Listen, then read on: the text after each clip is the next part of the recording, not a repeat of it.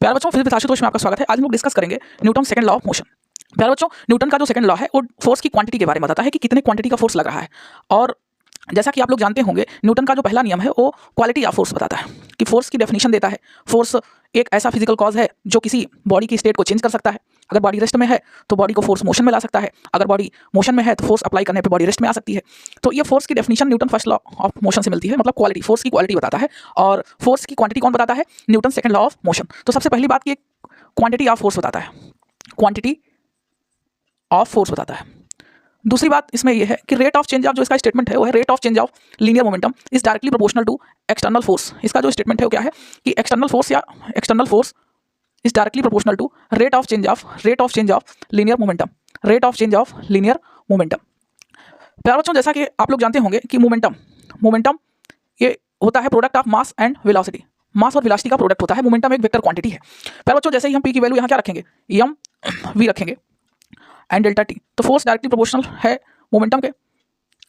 तो यहाँ पर मास क्या है? मास कांस्टेंट हम लेते हैं हमेशा, मास इज कांस्टेंट।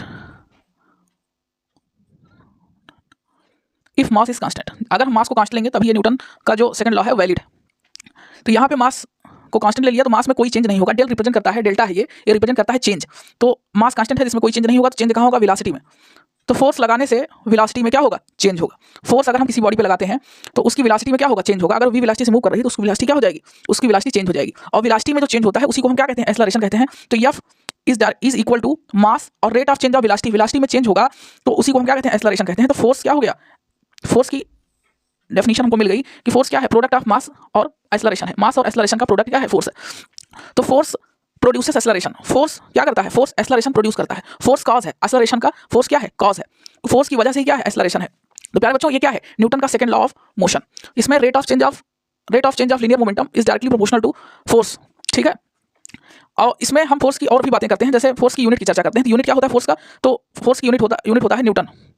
तो न्यूटन को कैसे डिफाइन करेंगे? 1 newton is a force which when act on a body of mass 1 kilogram produces acceleration 1 metre per second square.